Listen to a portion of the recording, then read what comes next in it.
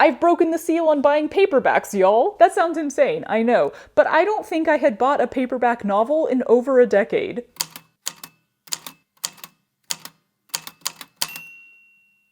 A while back, a couple weeks, couple months, yikes, I shared my reading journey with you, discussed how I had gotten bogged down in the world of classic literature and was excited to finally, after like 12 years or so, read a modern novel, and then asked you to recommend which modern novel you think I should start with, the concept being that I would calculate the most recommended book from that comment section, go out and get it, and that would be the first modern novel I read in over a decade. I have to offer a quick correction here. As soon as some people said, oh, you should definitely read Harry Potter, I realized that I already have, and it definitely wasn't in my childhood, because heck no, that was not allowed back then. I actually read them in Iceland because the family I was living with there just happened to have them in English, all except the first book, which they only had in German, so I've never read that one. But yeah. Those are modern novels, and that would have been in 2016.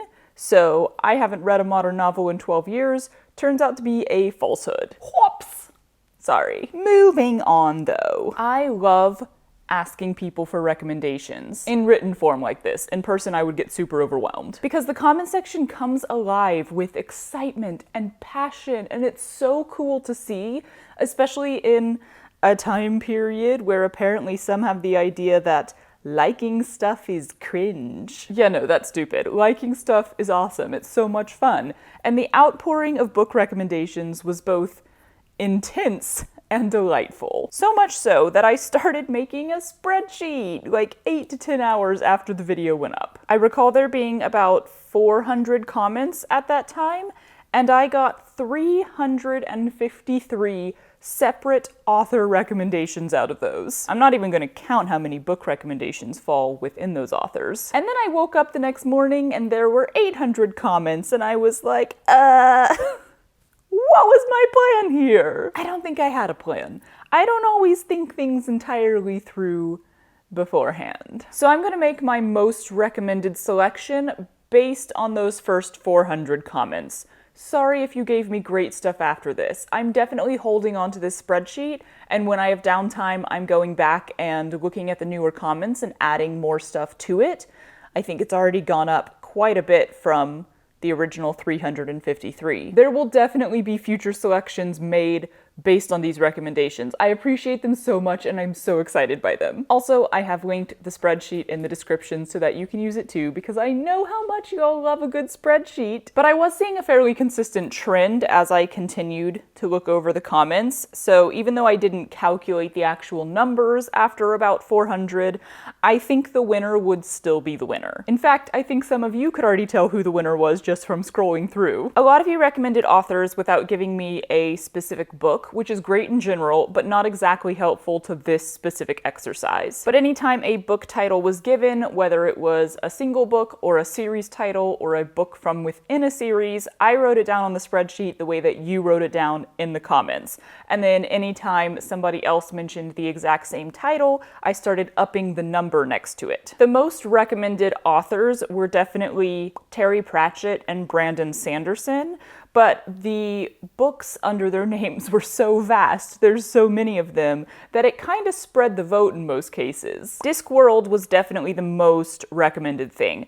I recall only typing 20 once, so that was it. And then Guards was the most recommended title within Discworld to start with, I believe. Here's the thing though, I don't want to start my modern reading adventure with a series, especially a giant and very immersive one. My brain likes to finish things. If I start a book, I finish it, even if it takes me 5 tries. If I start a series, I finish it. I'm telling myself I don't have to do that. I know so many of you were aghast that I would spend precious time in my life reading something that I don't enjoy. But ultimately, I'm usually curious to see where things are going to go and how the author is going to achieve their ending, very much from like a research perspective. So I'm most likely to quit reading a book only if I feel like I know exactly how it's going to end and how it's going to get there, which is what so often happened with the Christian romance category when I was a kid. So I'm definitely taking this recommendation to heart. I am definitely going to look at reading Discworld at some point.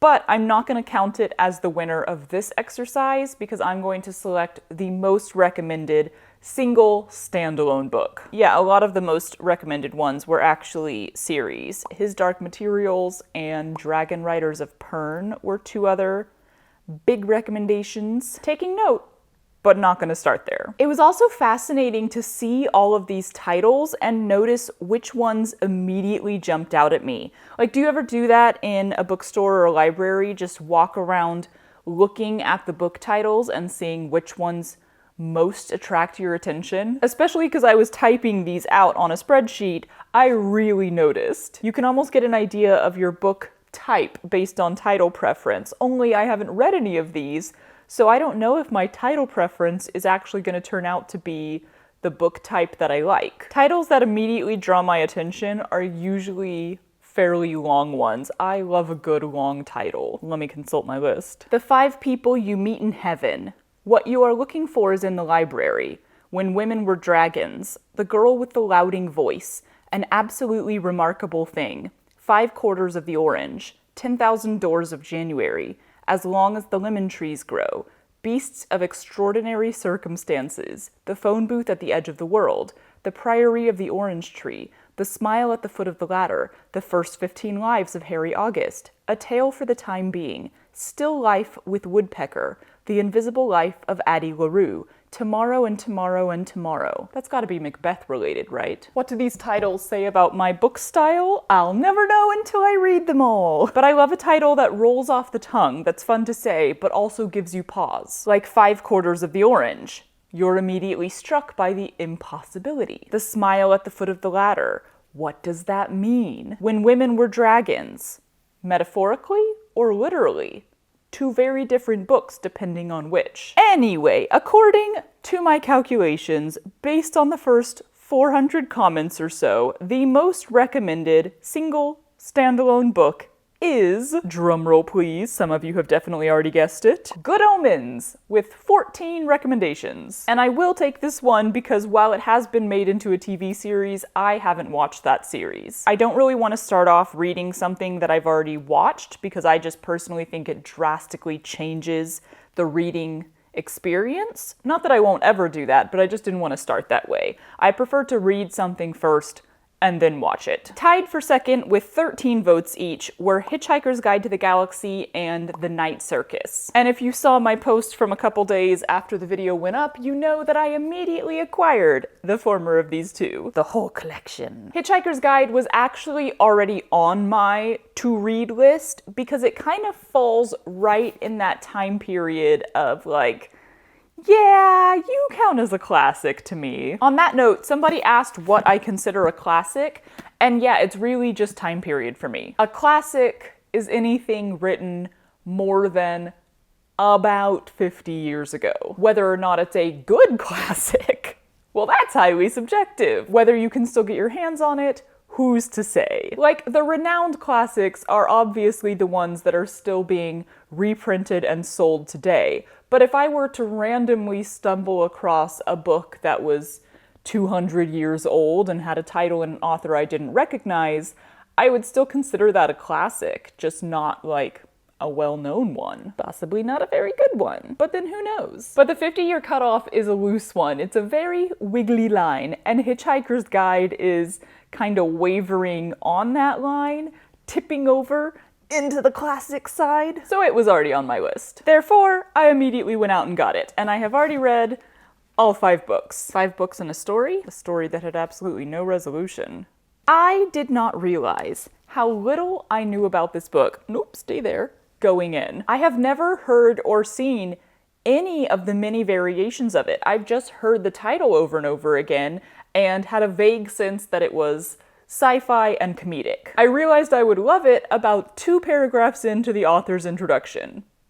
Or rather, their unhelpful remarks. See, I had not realized that Douglas Adams is British. Yeah, I'm not kidding. I knew so little about this book. And I, for some reason, have an incredibly British sense of humor. All the dry wit the wordplay, irony, snark, sarcasm, droll satire.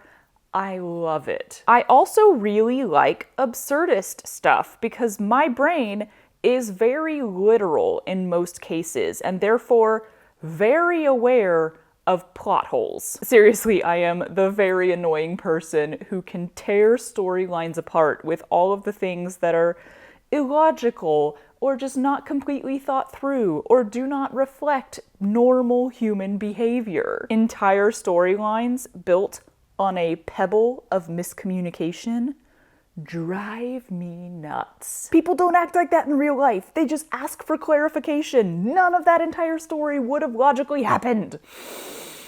I digress. This can be even worse in fantasy and sci-fi because of the world building, because the author essentially has to create an entire history for a universe, or at least a planet, or more commonly, just one single kingdom, which, like, what about the other countries? What's happening beyond the borders of your one little nation? Do you ever travel or explore? Is there no international trade? It is illogical that you exist in a vacuum and never reference the rest of the world that you live in. I mean, even with Tolkien, I don't think I've read everything he wrote, but I have gone through most of it, like all the pre-Hobbit history stuff. I still had questions of like,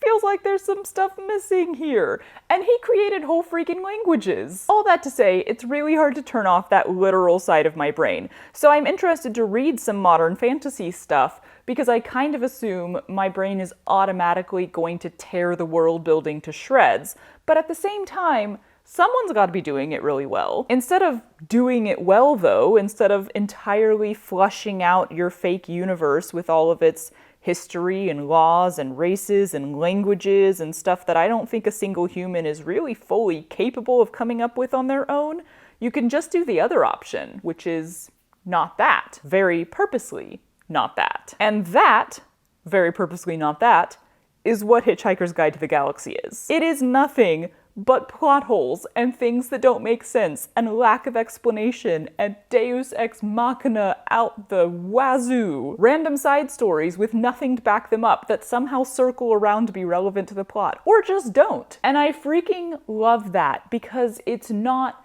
pretending to be anything else, yeah? If an author presents a world they've created to me and says, here, I've created this, I have made it a full, complete, logical, realistic thing, I'm automatically like, but have you? If an author says, hey, here's some stuff, it doesn't really make sense, but it's funny, then I'm like, oh, okay, cool, great, thanks, love that. My brain gets to relish in not being literal because I know that the author did not intend me to be literal. The author is not taking themselves super seriously, they're having fun. And if they're having fun with it, then I'm gonna have fun with it. And I could tell from Douglas Adams' introduction, from his explanation of how all the books and the radio shows and the TV series and the plays and stuff came to be, I could immediately tell from his writing style that this dude does not take himself and his writing too seriously. This dude has fun. And therefore, I had fun. I read the entire first book within 24 hours, and it's the first time in ages that I didn't wait to read until before bed. Well, I started reading before bed, but then when I finished my work the next day, I curled up on the couch and continued reading for several hours, and I have not done that in so long. I haven't wanted to do that in so long. The rest of the books quickly followed suit, though not quite as quickly as the first. Still pretty quickly. Honestly, it was such a delight to read something where the language itself felt easy, especially considering I read The Turn of the Screw right before this, and that was like, oof, what on earth? Some of these sentences don't even make sense, and the whole thing, despite being pretty short already, could have been an essay. There was so much fluff in there. But Hitchhikers is like, the whole thing is a very specific use of words and language, and one that I love so much, while not being flowery or beautiful at all. It's not beautiful language, and therefore it's not difficult to read language, but it is still very skilled use of language. It's just wit. It's so enjoyable. Admittedly, by the very last book, Mostly Harmless, it was getting a little hard to follow what on earth and off-Earth was happening in what universe and timeline and probability, but also I didn't feel like I had to keep perfect track of it all because I don't think you're meant to. Like, characters just disappear and never reappear again with no explanation, and that's life. Hugely adored the series, so glad all of you recommended it to me and that I finally read it. 5 completely useless points to each of you. We have a win. But on to the actual winners. I'm gonna go acquire both Good Omens and The Night Circus, because why not read 2 instead of 1? I'm fascinated to see how different they are, and I think that's what I kind of want to explore first in modern literature, is different authors and which ones I connect with the most. Another reason why I don't want to start with a super long series. Actually, I think I'm gonna choose 3 to read, but the last choice is not gonna be based off of the number of times it was recommended. I'm gonna choose a title off that list of titles that I really like, that I just rattled off. And I'm just gonna choose one in the moment according to what I can find at the bookstore and what cover stands out at me the most and stuff. So, let's go to the bookstore. Good timing, because I'm almost out of thread. I feel so wonderfully at peace in bookstores. Most places I go to shop, my brain is telling me to get this done, get what you need, finish and leave and go home as quickly as you can, please.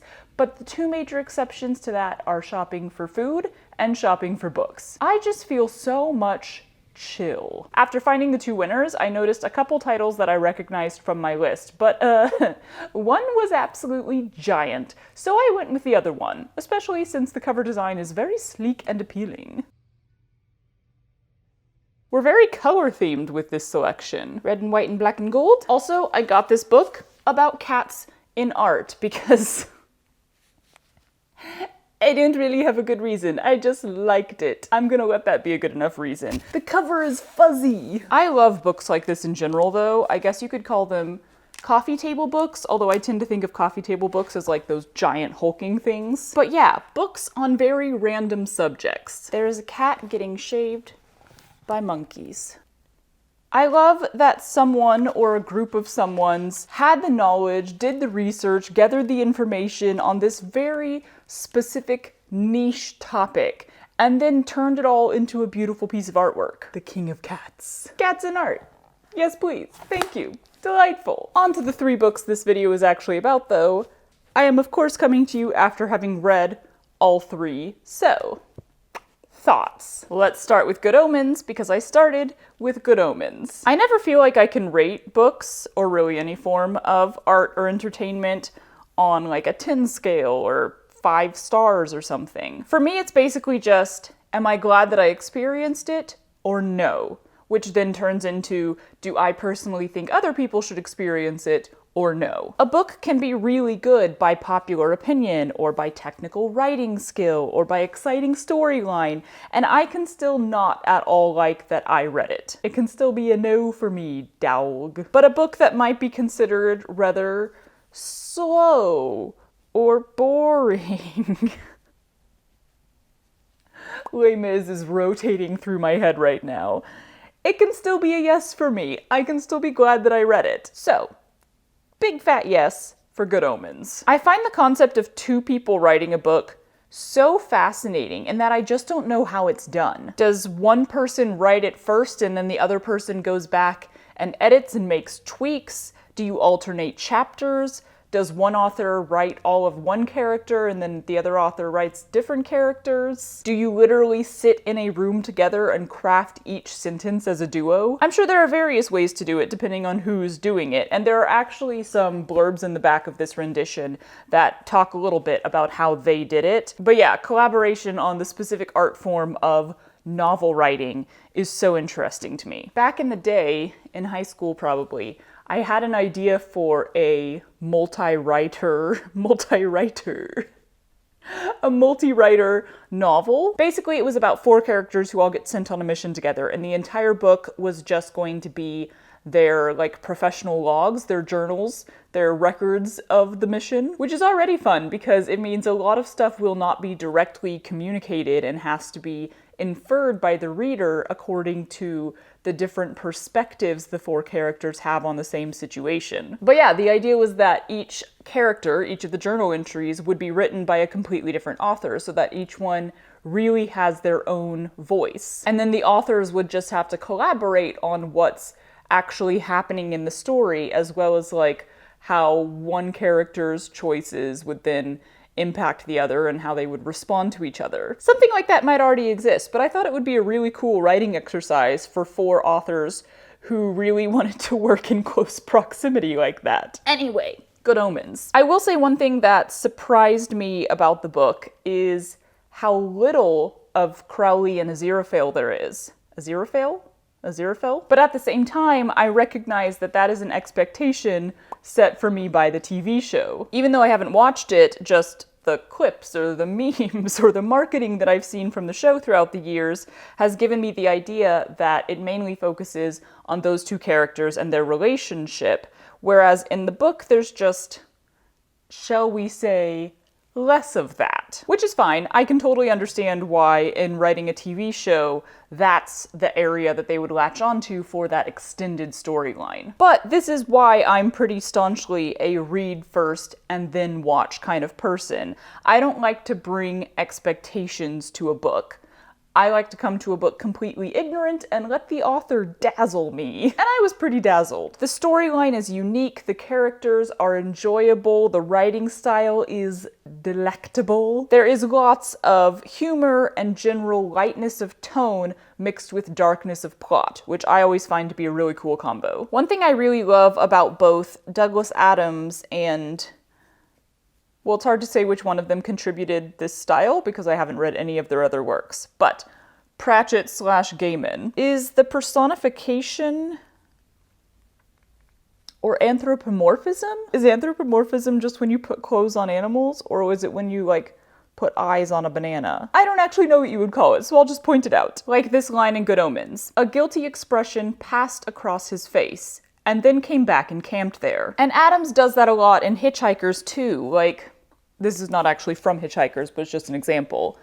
The wind played with the leaves around his feet and then got bored and went off in search of better entertainment. I love sentences like that because it seems completely normal in the first half. Like, frankly, these are very cliche turns of phrase in the English language. And then it gets turned completely on its head in the second half, and not only makes you think differently about something like an expression or the wind, but it also makes you think about our language, words, and the way that we use them. Like, why do we say the wind was playing, even though normally you wouldn't give that line a second thought? I was watching Jess of the Shire's video about Hitchhikers after I finished reading that one, and so many people in the comments said that their favorite line in the book is this one. The ships hung in the sky in much the same way that bricks don't. And that's the same sort of thing. A different author may have just written, the ships hung in the sky like bricks, and most of us reading it wouldn't give that a second thought, just the first thought of like, okay, the ships must be kind of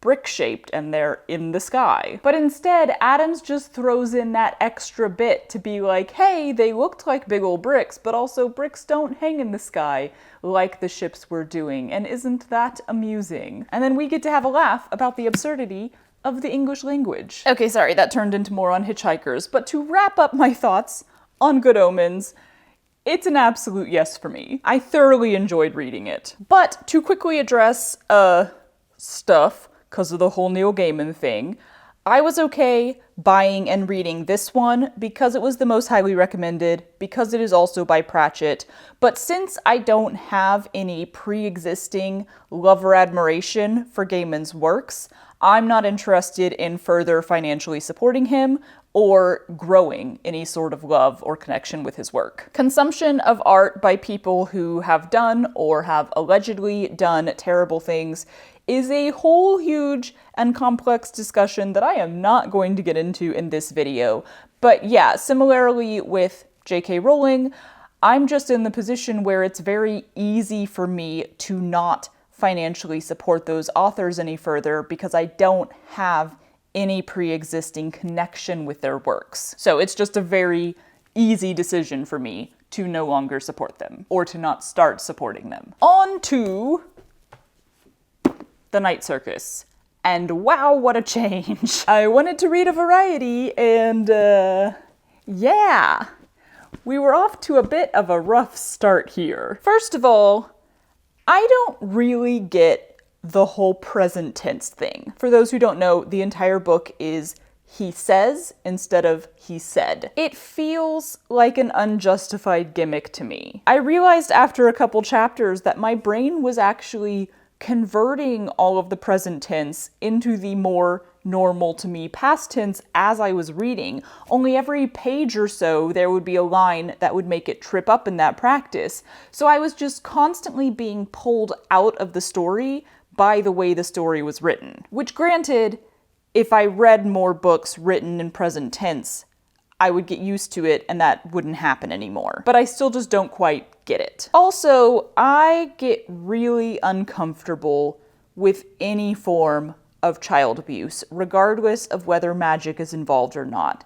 So like, that's just not something I want to read. Like, I am reading for entertainment and enjoyment, and that's not to say that everything I read has to be light and humorous, or I can't enjoy heavier topics that make you feel a broader range of emotion. But for me, any form of torture or abuse is just not something I want to be intaking while I am seeking to be entertained. And that's even worse when it's children. And that's like, it's a taste thing. This is not a reflection of how good the book is or how enjoyable it is to a wide range of people. Like, this is 100% my personal opinion, my reading style. It is not a criticism of the author. So many disclaimers here before I say negative things about a popular book. Good heavens. Reading 2 humorous books back to back, or really 6 because the first one was 5 different books, and then switching to a book with basically no humor in it whatsoever just really made me realize how much I want and need humor in a book that I read, or really in any story that I intake. I think this is the same reason why I can't watch a lot of dramatic TV shows. In real life, real humans find humor in everything. We find ways to laugh within or even about the darkest of times and the hardest of trials. It is a very human thing to seek balance by bringing levity to heavy situations. Is levity the right word, or is it brevity? What's the difference between levity and brevity? Levity, definition. Humor or frivolity. Brevity, definition. Concise and exact use of words. I was right, it's levity. Good for me. And that doesn't mean that we don't fully feel negative emotions and that we don't sit in anger and grief for extended periods of time. But it just seems that in the creation of some stories, whether in books or on screen, the writers have been told, or told themselves, that there cannot be a single humorous moment. We can't break the drama. We can't tip to the positive side of the emotional scale, even for a bit. And this always makes me feel very disconnected from a storyline or from the characters, because it doesn't feel real or believable to me. Rather than a character feeling multifaceted and complex because I saw them both grieve and laugh. I saw them handle difficult situations with humor or find lightness in dark times. I just feel like they're serious all the time, and that ends up feeling very one-dimensional. Again, this is totally a personal preference. I think a lot of people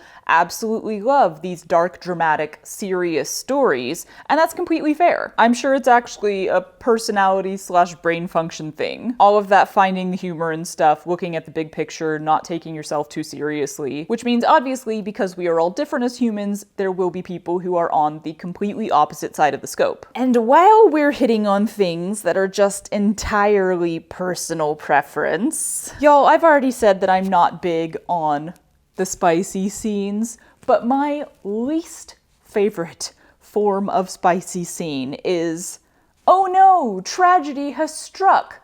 Let's fuck. I couldn't resist that rhyme, even though I'm gonna have to bleep it. But is this just me? I mean, nothing is just me. When I say is this just me, I'm more asking, is this not the majority mindset? It's so commonly used, and I so heavily dislike it. We just went through something life-threatening or terrifying or grief-inducing, so now let's make out and get naked and do the nasty. I don't get it. Well, I do slightly get it, as in I can puzzle together where this idea comes from. There is a heightened emotional state, grief or fear, which leads to an atmosphere of vulnerability and therefore a feeling of strong intimacy. And when the human brain connects big feelings with intimacy, it seems to move straight to sex for a lot of people without considering that those big feelings were grief and terror and not passion. And oh my goodness, that seems so emotionally unhealthy. Every time I see this or read this, I just want to go, stop that! Stop making out and talk about your feelings. An orgasm will not make you less sad. Anyway, that was a brief version of my rant on that subject,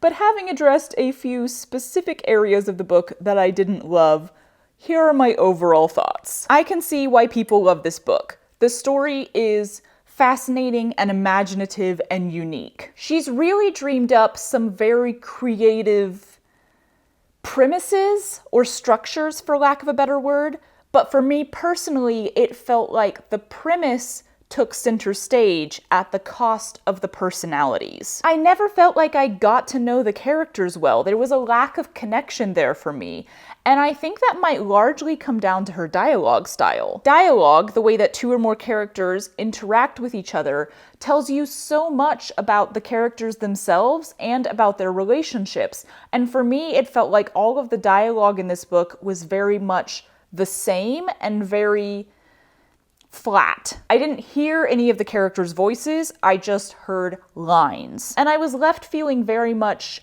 outside of the story, watching it play out from a distance rather than feeling immersed in it. So, in my very basic and very personal to me rating system, this one is a no. But I am glad that I gave it a try at a time when I'm just gonna have to be giving a lot of stuff a try. I've got to read a bunch of different books and authors to figure out what I actually like in the world of more modern literature, and this was a really good lesson in what I'm not really into. Moving to a different book and different author, The Invisible Life of Addie LaRue. I immediately enjoyed this one a lot more, immediately connected more to the writing style, and I only realized by chapter 3, they are short chapters, but still, that it's also written in the present tense. Is this like a trendy thing in literature right now, or maybe just in fantasy? It's not exactly fair, but because I had just finished Night Circus, I'd gotten somewhat used to the present tense, and it didn't trip up my brain as much this time, and therefore I didn't mind it as much.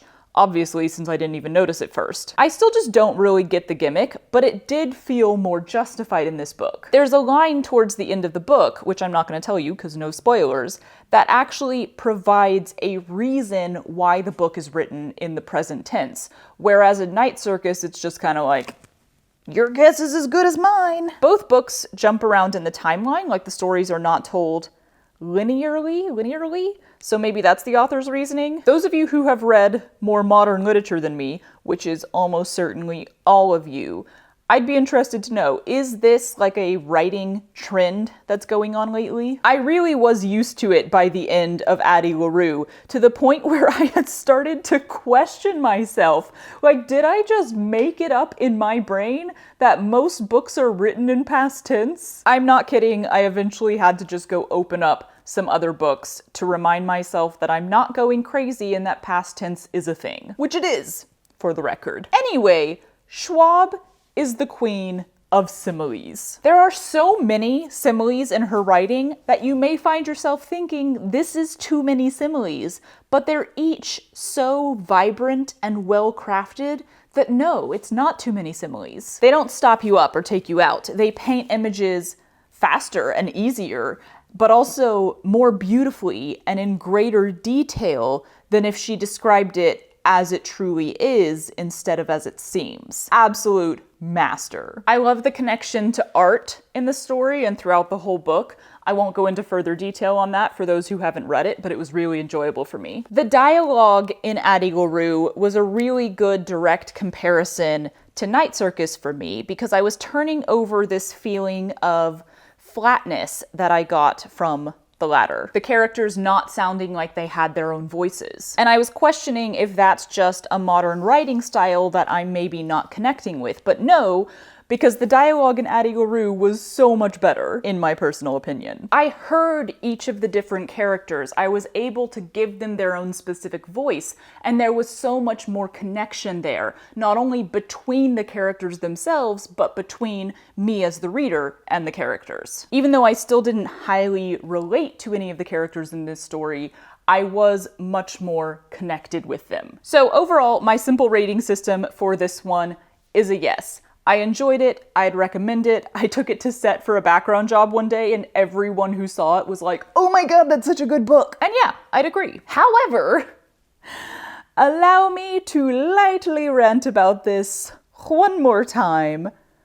The lack of humor. Why? And to clarify, by humor, I do not mean jokes or even wit, not the author being humorous. I mean stuff like seeing a character laugh, not evilly or sarcastically, or seeing them do something silly or find enjoyment in something or be amused. I mean, I assume this is not how everyone operates, but for me, in the darkest and hardest times of life, you have to cling to your sense of humor. Because if you don't balance rage and grief with some shred of amusement, then they will be all-consuming and destructive. But I suppose that's not everyone, because a massive lack of humor in these dark fantasy tales is starting to seem like a theme. This one was definitely a little bit lighter in feeling than the Night Circus, especially around the middle bit, but it was still just very serious overall and very lacking in that balance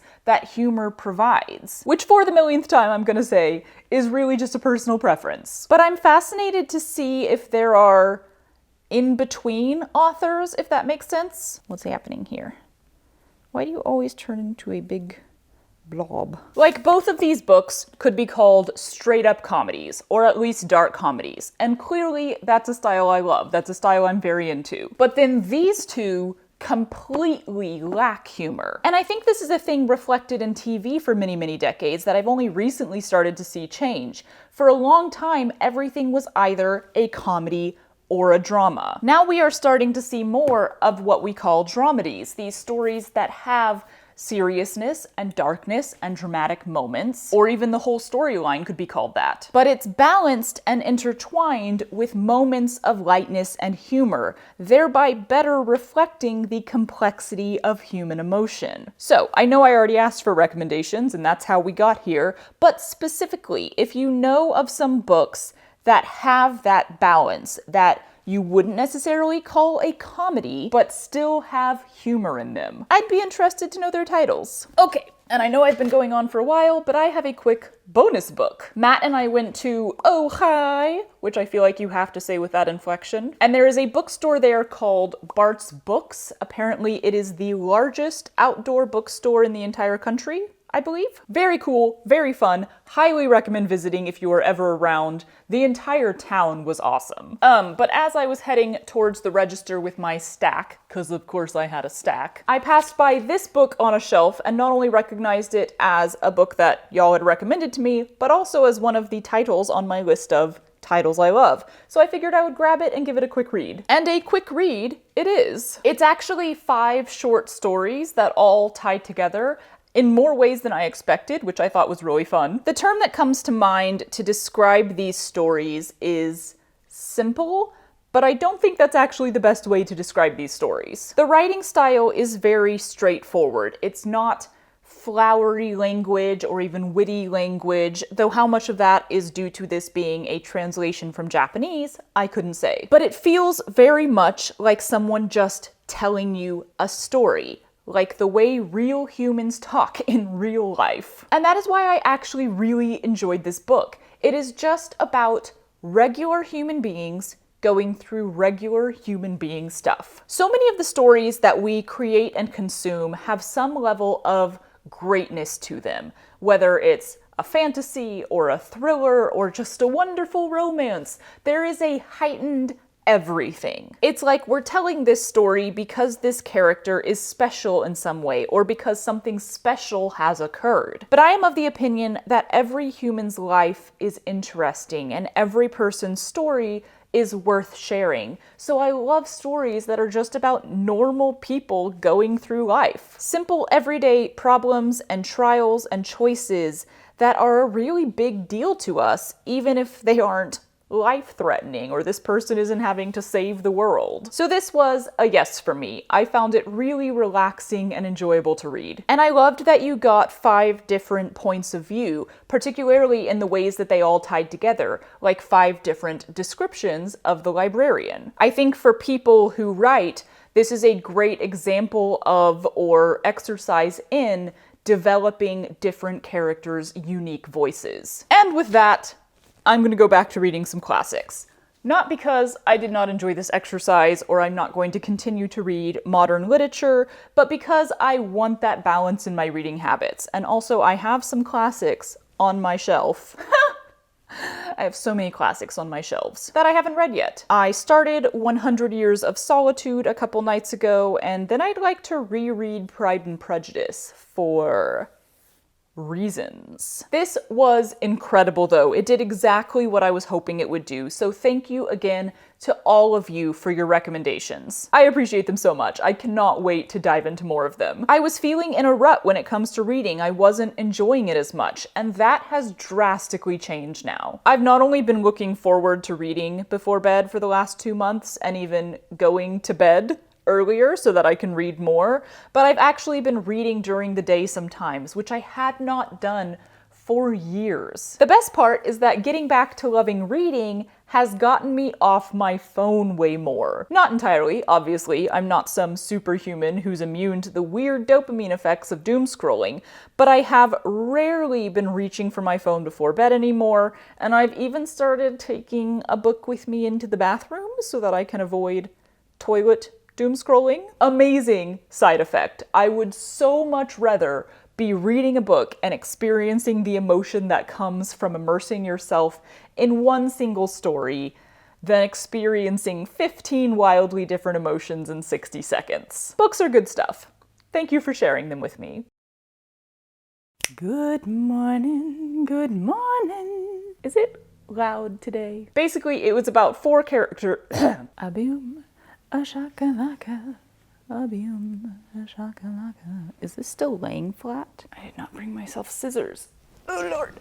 Can you hear the yard work right now? You probably can't. I'm doing this for myself. That is an entire paragraph with no periods in it. Oh, yum, yum, yum, yum, yum, yum. As soon as... One thing...